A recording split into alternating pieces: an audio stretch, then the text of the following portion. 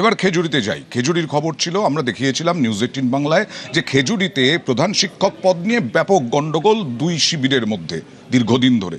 তাতে mid day meal বন্ধ আমরা দেখিয়েছিলাম, আর নিউজ 18 বাংলার খবরের জেরে সেই মিড ডে মিল চালু হলো। জেলা শাসক গেলেন ওই স্কুলে, অজয়া গার্লস স্কুলে দীর্ঘদিন ধরে অচলাবস্থা, ভারপ্রাপ্ত প্রধান শিক্ষক পদ নিয়ে লড়াই, দুই শিক্ষিকার লড়াইয়ে বন্ধ মিড ডে মিল।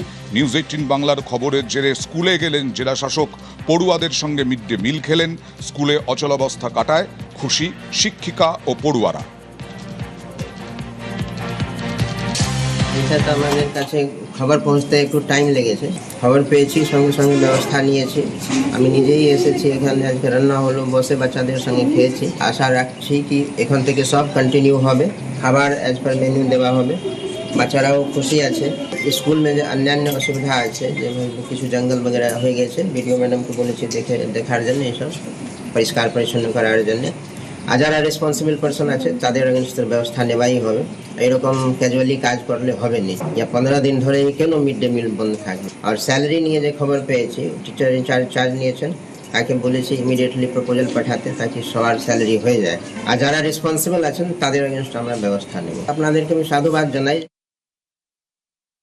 আমাদের অনেক অনেক খুশি হয়েছে, অনেক আনন্দিত হয়েছি যে আসার জন্য, ধন্যবাদ অনেক। আর আমাদের ফুলও দিয়েছি, আমাদেরও ফুল দিয়েছে। দীর্ঘদিন বাদে স্কুলে মিড ডে মিল চালু হলো, তোমাদের কথা শুনলো, কি বলবে এটা নিয়ে? ধন্যবাদ আমাদের পক্ষ থেকে, এইটাই চাই মিড ডে মিল চালু থাকুক ও পরিষ্কার পরিচ্ছন্ন থাকুক, এইটাই চাই।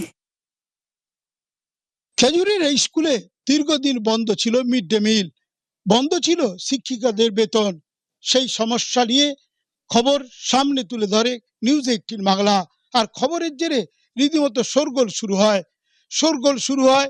রাজ্য শিক্ষা দপ্তর থেকে নির্দেশ আসে এবং খেজুরির এই স্কুলে ছুটে আসেন জেলা শাসক নিরঞ্জন কুমার। শেষমেশ আজ থেকে আবার চালু হলো স্কুলে মিড ডে মিল। বেতন বন্ধ ছিল, তাও চালু হলো। নিউজ 18 বাংলাকে সকলেই ধন্যবাদ জানাচ্ছেন। খেজুরি থেকে ক্যামেরায় শুভেন্দু কামিলার সঙ্গে সুজিত ভৌমিক, নিউজ 18 বাংলা।